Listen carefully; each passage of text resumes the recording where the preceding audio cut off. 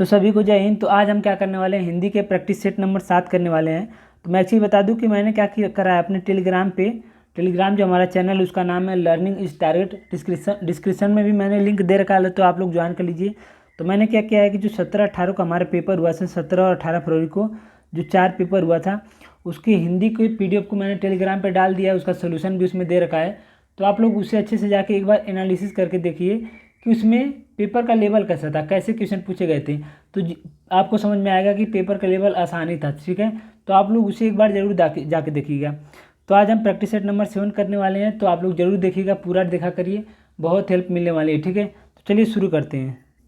तो हमारा पहला प्रश्न है कि किस समूह में सभी स्वर दीर्घ हैं। किस समूह में सभी स्वर दीर्घ हैं? तो हम देख रहे हैं ऑप्शन नंबर सी, यहाँ पे ए है जो कि दीर्घ नहीं है, लघु है। यहाँ पे ए है जो कि दीर्घ नहीं है। यहाँ पे री है, ये भी दीर्घ नहीं है। यानी ऑप्शन नंबर ए जो है इसमें सभी स्वर दीर्घ हैं। तो हिंदी में अगर पूछेगा तो हिंदी में स्वरों को 2 भागों में बांटा गया, एक तो दीर्घ एक तो लघु। ठीक है, तो ये सारे ई ए ऐ ओ औ ये हमारे यहाँ पे दीर्घ हो जाएंगे। ठीक है, ऑप्शन नंबर ए। आगे चलते हैं। प्रश्न है कि दिए गए वाक्यों में उपयुक्त विराम चिन्ह का चयन कीजिए। तो हमारा शब्द दे रखा है कि रुको रुको वह क्या कर रही है। इसमें हमें बताना है कौन सा विराम चिन्ह लगेगा। तो हम देख रहे हैं यहाँ पे रुको रुको है, तो यहाँ रुको के बाद एक विराम चिन्ह लगेगा ये वाला। यहाँ रुको के बाद फिर विराम चिन्ह लगेगा ये वाला। तो रुको फिर अल्प विराम, रुको फिर अल्प विराम। ठीक है, तो ये ऑप्शन नंबर डी अल्प विराम लगेगा। तो अल्प विराम वहाँ लगता है जहाँ हम बहुत ही कम समय के लिए रुकते हैं। तो रुको रुको वह क्या कर रही है, तो ऑप्शन नंबर डी हमारा सही हो गया। ठीक है, आगे चलते हैं। प्रश्न नंबर 3 है कि निम्नलिखित में से कौन सा शब्द व्यक्तिवाचक संज्ञा नहीं है। कौन सा शब्द व्यक्तिवाचक संज्ञा नहीं है? तो हम देख रहे हैं मोहन हमारा एक व्यक्ति है जो कि मोहन के बारे में बता रहा है, तो ये तो व्यक्तिवाचक हो गया। यमुना हमारा यमुना नदी के बारे में बता रहा है, तो ये भी व्यक्तिवाचक हो गया। फिर काशी एक स्थान के बारे में बता रहा है जो कि काशी बनारस में है, तो ये भी व्यक्तिवाचक हो गया। लेकिन नदी जो है हमारा व्यक्तिवाचक नहीं है, ये जातिवाचक हो गया। अगर हम नदी की बात करते हैं तो इसमें सारी नदी आ जाएंगी, चाहे वो गंगा हो, चाहे यमुना हो, चाहे सरस्वती हो, चाहे ब्रह्मपुत्रा हो, कोई भी नदी। यमुना हमारा यहाँ पे जातिवाचक संज्ञा है। ठीक है, तो ऑप्शन नंबर डी हमारा सही है। आगे चलते हैं। कह रहा है कि सर्वनाम के कुल कितने भेद हैं। सर्वनाम के कुल कितने भेद होते हैं? सही आंसर है बी 6। सर्वनाम के 6 भेद होते हैं, मैं आपको गिना देता हूँ।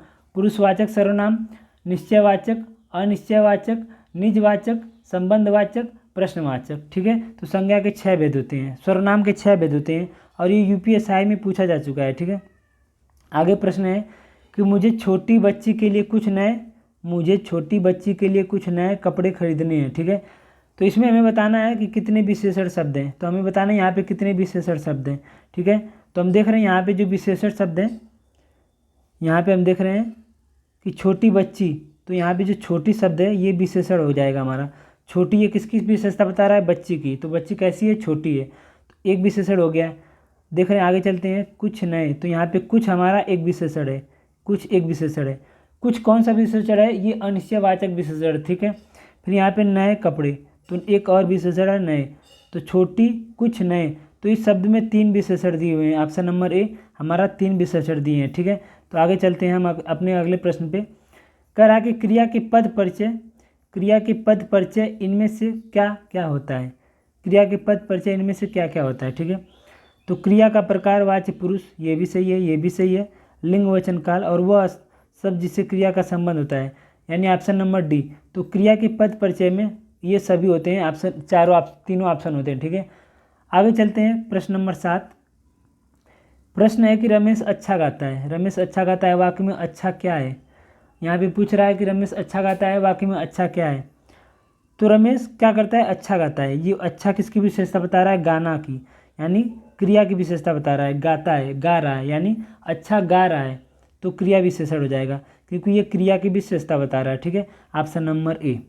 आगे प्रश्न है कि शब्दों के लिंग परिवर्तन की दृष्टि से कौन सा युग्म असंगत है। यानी 4 ऑप्शन है जिसमें से हमें गलत वाला बताना है। तो बूढ़ा का बुढ़िया सही है, कटोरा का कटोरी सही है, हथौड़ा का हथौड़ी सही है। लेकिन देख रहे हैं माली का मालिनी दे रखा है, मालिनी दे रखा है। लेकिन माली का क्या होता है? मालिन होता है। माली का मालिन होता है, मालिनी नहीं, केवल मालिन होता है। ठीक है, तो ऑप्शन नंबर डी हमारा गलत है। ठीक है, आगे चलते हैं कि दिए गए शब्द में वचन ज्ञात कीजिए। दिए गए शब्द में वचन, तो चाय हमें बताना है कि चाय एक वचन है, बहुवचन है, क्या है। तो चाय हमारा एक वचन है क्योंकि ये लिक्विड है, तरल पदार्थ है। तो जैसे दूध हो गया, छाछ हो गया, ये सब चीज़ें जो तरल पदार्थ होती हैं ये एक वचन होता है, ठीक है। आगे चलते हैं कि निम्नलिखित में से 4 विकल्पों में से उस विकल्प का चयन कीजिए, 4 विकल्पों में से उसका चयन कीजिए जो दिए गए वाक्य के काल का सही विकल्प हो। तो मैंने आज एक फिल्म देखी थी, इसका बताना है इसमें कौन सा काल है। मैंने आज एक फिल्म देखी थी। तो हम देख रहे हैं वाक्य से हमें पता चल जा रहा है कि हमने वो काम पूर्ण कर लिया, यानी मैंने कल एक फिल्म देखी थी, यानी काम हमने पूर्ण कर लिया है, वो भी भूतकाल में। तो इसका सही हो जाएगा पूर्ण भूतकाल। ऑप्शन नंबर ए पूर्ण भूतकाल। आगे चलते हैं कि निम्नलिखित में से भाववाच्य का वाक्य का चयन कीजिए, भाववाच्य वाक्य का चयन कीजिए, ठीक है। तो मैं उठ नहीं सकता, ये नहीं है। आगे प्रश्न है हमारे द्वारा रास्ता आसानी से पार किया गया, ये भी नहीं है भाववाचक। उसके द्वारा भोजन पकाया गया, ये भी नहीं है। मेरे भाई से लड़ा नहीं जा सका, तो ऑप्शन नंबर डी सही है जिसमें भाववाच्य दिया गया है, ठीक है। आगे चलते हैं अपने अगले प्रश्न पे। हमारा प्रश्न है कि लड़के ने कुत्ते को मारा, वाक्य में कौन सा कारक है। लड़के ने कुत्ते को मारा, वाक्य में कौन सा कारक है, ठीक है। तो हम देख रहे हैं यहाँ पे लड़के ने यानी कर्ता ने, तो यहाँ पे कर्ता कारक हो जाएगा कर्ता। तो कर्ता हम देख रहे हैं यहाँ पे है। फिर कुत्ते को कर्ता ने कर्म को लड़के ने कुत्ते को, यानी कर्ता और कर्म यहाँ पे दोनों है डी। तो कर्ता और कर्म ये दोनों हो जाएगा, ठीक है। आगे चलते हैं अपने अगले प्रश्न पे। तो हमारा अगला प्रश्न है कि इनमें से कौन सा शब्द एकल का तद्भव है। ठीक है। इनमें से कौन सा शब्द एकल का तद्भव हमें बताना है। तो एकल का होता है अकेला, ठीक है। Option number C. आगे चलते हैं प्रश्न नंबर 14 है, कह रहा है कि निम्न में से अत्याचार शब्द में कौन सा उपसर्ग है। अत्याचार में कौन सा उपसर्ग है। तो इसका सही आंसर है अति, ऑप्शन नंबर सी अति। अत्याचार में अति धन आचार, अत्याचार। आगे चलते हैं विश्वसनीय में शब्द में प्रत्यय बताना है। विश्वसनीय शब्द में प्रत्यय बताना है। तो प्रत्यय वो शब्द होते हैं जो शब्द के अंत में लगते हैं, जो वाक्य शब्द के अंत में लगते हैं, ठीक है। तो विश्वसनीय में तो हमको पता है कि विश्वास वर्ड होता है, जो हमारा शब्द होता है विश्वास। तो विश्वास में अनीय यानी अनीय जोड़ेंगे तो विश्वसनीय हो जाएगा, अनीय विश्वसनीय, ठीक है। आगे हमारा प्रश्न है 16, निम्नलिखित विलोमार्थी शब्द युग में कौन सा असंगत है, ठीक है। तो अतरंग का बहिरंग ये सही है। अल्पायु का दीर्घायु ये भी सही है। अमर का मर्थ ये भी सही है। लेकिन हम देख रहे हैं अनुराग का यहाँ पे राग दे रखा है, हालांकि अनुराग का विराग होता है, ठीक है। तो ऑप्शन नंबर सी हमारा गलत है, अनुराग का विराग होगा, ठीक है। तो आगे चलते हैं अपने अगले प्रश्न पे। दिए गए शब्द, प्रश्न कह रहा है हमारा कि दिए गए शब्द का विलोम शब्द ज्ञात कीजिए। ऊर्ध्वगामी का होगा अर्धोगामी, तो उद्गामी का होगा अधोगामी 17, ऑप्शन नंबर। तो चलते हैं अपने अगले प्रश्न पे। द्रवहु सुदशरथ अजर बिहारी में रेखांकित शब्द यानी अजीर का क्या अर्थ है। तो इसका अनिकार्थी बताना है, इसका क्या अर्थ है। तो अजीर का आंगन होता है, यहाँ पे मैं बता दूं कि अजीर का आंगन होता है। तो अजीर का आंगन होता है, द्रवहु सुदशरथ अजर बिहारी, तो अजीर का आंगन होता है, ठीक है। आगे चलते हैं प्रश्न नंबर 19 कि किसान बहुत मेहनत करते हैं। तो यहाँ पे जो किसान है, यहाँ पे इन चारों ऑप्शन में से कौन सा वर्ड हम यहाँ पे फिल कर सकते हैं, कौन सा वर्ड सही होगा। यानी किसान का अनिकार्थी बताना है, जो भी आप समझिए अनिकार्थी या समानार्थी, किसान का परिवाची हमें बताना है। यानी किसान की जगह हम कौन सा शब्द यहाँ पे फिल कर सकते हैं। तो किसान का सुरपति नहीं होता है, किन्नर धारापति भी नहीं होता है, तो खेतजीवी किसान को ही कहते हैं। तो हम यहाँ पे लिख सकते हैं कि खेतजीवी बहुत मेहनत करते हैं। तो ऑप्शन नंबर ए हमारा सही है। आगे चलते हैं अपने अगले प्रश्न पे। करा कि निम्नलिखित में से किस वाक्य में कर का सही अनिकार्थी शब्द दिया है। किस वाक्य में कर का सही अनिकार्थी शब्द का प्रयोग हुआ है, ठीक है। तो इसका सही सी वाले में हम देख रहे हैं यहाँ पे हाथ जो है, राजू ने अपने हाथ खड़े कर दिए, हाथ। तो हाथ जो है कर का अनिकार्थी शब्द होता है, कर का अनिकार्थी शब्द हाथ होता है, ठीक है। तो अब आपका ये फर्ज बनता है, अगर यहाँ पे कर आ गया तो अब आपको अपनी बुक से या कहीं से भी गूगल से सर्च करके कर के सारे अनिकार्थी को याद कर लेना है, ऐसी चीज़ें तैयार होती हैं, ठीक है। तो आगे चलते हैं क्वेश्चन नंबर 21 हमारा कि किस विकल्प में शब्द युग्म का अर्थ भेद सही है, किस विकल्प में शब्द युग्म का अर्थ भेद सही नहीं है। यानी 4 ऑप्शन दे रखे हैं जिनमें से एक हमारा गलत है, ठीक है। तो हम देख रहे हैं बी वाला, देखते हैं आदि और आदि का आरंभ और आदि मतलब अभ्यस्त, ये वाला सही है। अचल का स्थिर, अंचल का क्षेत्र, तो ये तीनों हमारा सही है। अयस्क का बदनामी, अयस्क का लोहा, लेकिन ये वाला ऑप्शन नंबर ए जो है हमारा सही नहीं है। अभिराम का लगातार, ये तो सही है। अभिराम का स्थिर नहीं होगा, अभिराम का मतलब होता है गर्व, घमंड। ठीक है, आगे चलते हैं अपने अगले प्रश्न पे। प्रश्न नंबर 22 हमारा दे रखा है। प्रश्न नंबर दे रखा है कि जिसके आने की तिथि तय न हो, जिसके आने की तिथि तय न हो अतिथि, जिसके आने की तिथि तय न हो अतिथि। ठीक है, आगे प्रश्न है क्वेश्चन नंबर 23 कि जहाँ जाया न जा सके, जहाँ जाया न जा सके वाक्यांशों के लिए एक शब्द। इसका सही आंसर है अगम्य, जहाँ जाया न जा सके अगम्य। आगे चलते हैं अपने अगले प्रश्न।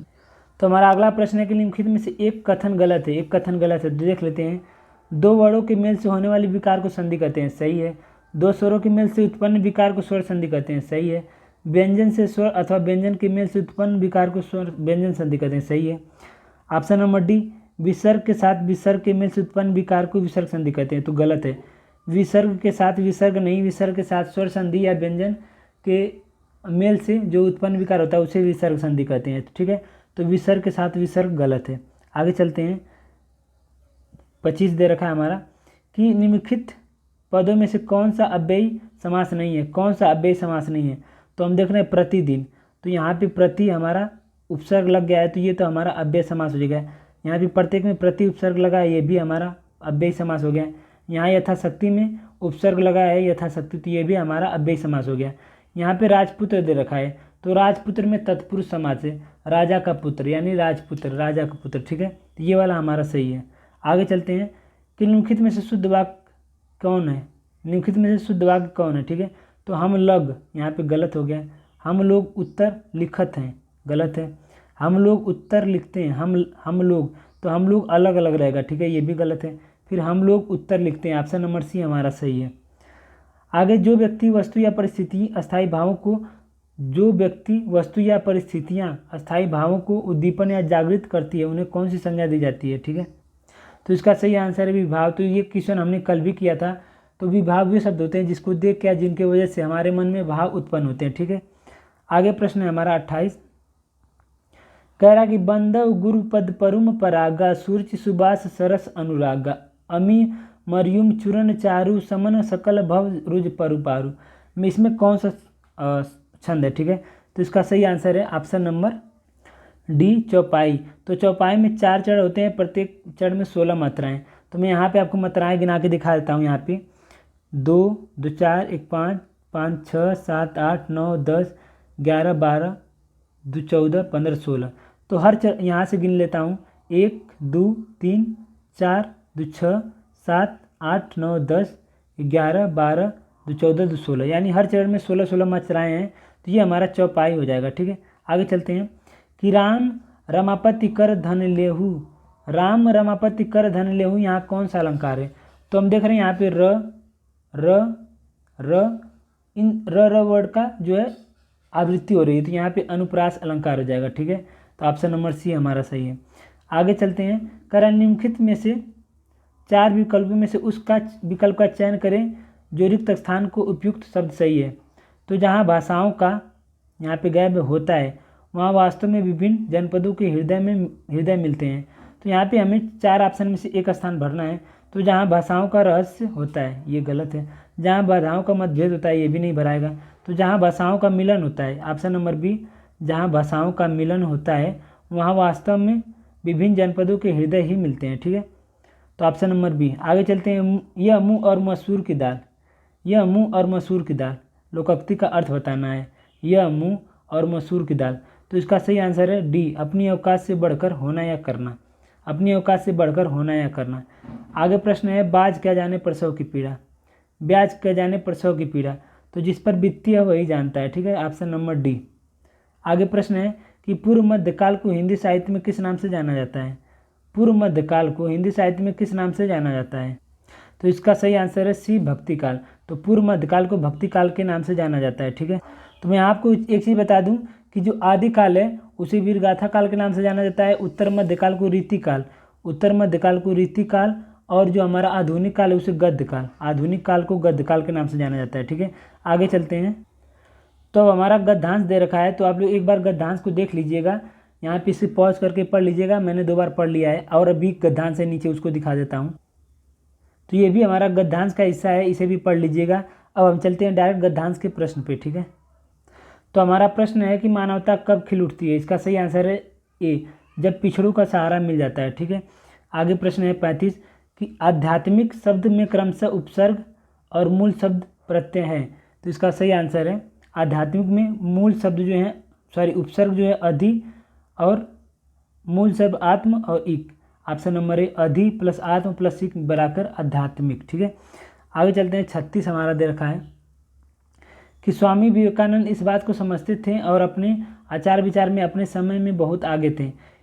ठीक है, इस प्रकार का वाक्य है, तो इसका ये सही आंसर है सी। तो इसमें संयुक्त वाक्य है। ठीक है, क्योंकि यहाँ पे और से इसे जोड़ा गया है, तो यहाँ पे संयुक्त वाक्य हो जाएगा।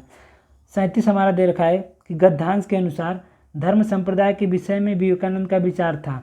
ठीक है, तो इसका सही आंसर है बी वाला, सभी धर्म समान है और धर्म संप्रदायों को अनेक रूपता और जायज और स्वाभाविक है। ठीक है, तो ये हो गया हमारा प्रैक्टिस सेट नंबर 7। तो आई होप कि आपको अच्छा लगा हो, कमेंट करके बताइएगा। और टेलीग्राम पे जाके जो मैंने प्रीवियस ईयर के PDF डाला है, प्लीज़ उसे एक बार देखिएगा, हिंदी को वो कैसा है। ठीक है, देख के बताइएगा, ताकि आपको ये पता चल जाए कि प्रश्न कैसे पूछे जाते हैं और किस लेवल का है। तो इसी टाइप के लेवल के आते हैं, बहुत कठिन नहीं पूछा जाता है, लोग आसानी गलत करते हैं। ठीक है।